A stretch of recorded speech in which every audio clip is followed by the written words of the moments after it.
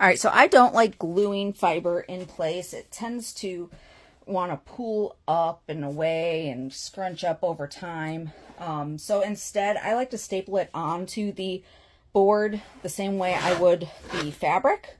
So I'm going to have it wrap around all edges. That'll also give it a nice smooth edge. So when it wraps around the edge and I staple it and pull it, it's going to smooth out those edges, give it a nice uniform pressure and look. And the padding is just nice to have also to help. It's another layer guarding you from the wood, that hard wood edge. So I'll show you how I like to upholster, or how I like to attach this fiber. I start by setting each side. I staple back a little further, but I have to be mindful of where my screw holes go in.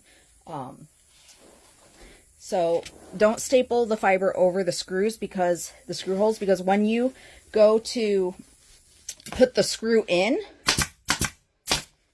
what'll happen is that the fiber will get wrapped around the screw and it will jam up the screw. I've even had them catch on fire before from the friction, the heat of the friction. So you definitely want to keep these screw holes clear so that way you don't jam up or wrap up that screw with the fiber. So I start by setting the centers of each side, and then from there I'm going to work that pressure diagonally. So when I'm pulling on it, I'm pulling it in this angle. So I'm going to slowly work that pressure towards the corner.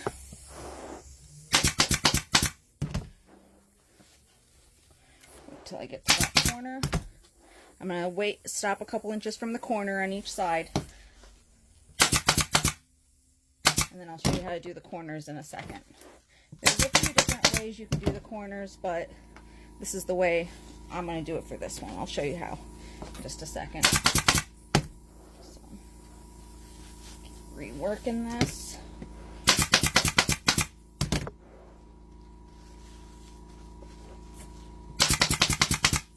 Oh, ran out of staples there.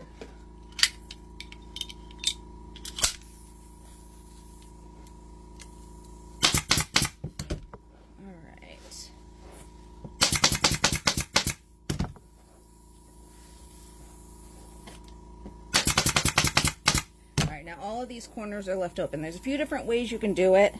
What I'm going to do for this one is I'm going to grab the fabric and start pulling it away from the corner in a circular rotation like that as I apply staples.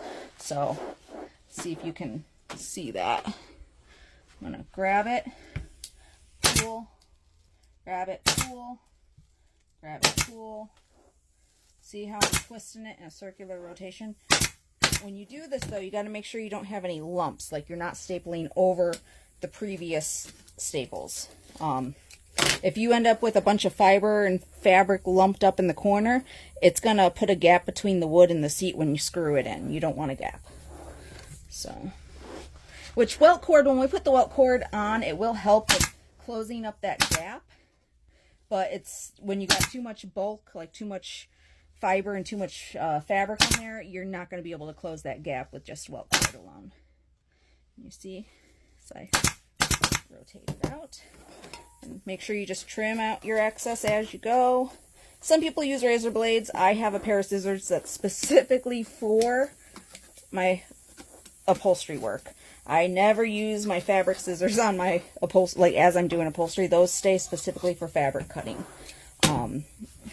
That's like #1 rule for me with my sewing room is you don't touch my scissors because they're so easy to dull. Like even cutting that like paper with fabric scissors, you're gonna dull the fabric scissors.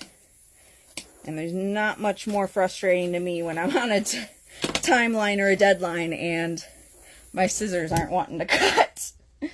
So, there we go. See how I'm grabbing it? Circular rotation with pressure. So that's just one way to do the corners with the fiber. That's my preferred method with these. But you see how the fiber took that foam and Give it a nice smooth rounded edge. See, those corners are nice, smooth, and rounded. In the next video I do, I'll show you how I'm put the fabric on. It's almost the exact same, but you'll actually get to see a little more of the visual of pulling the fabric into place. And this is the fabric I'm going to use for this. See.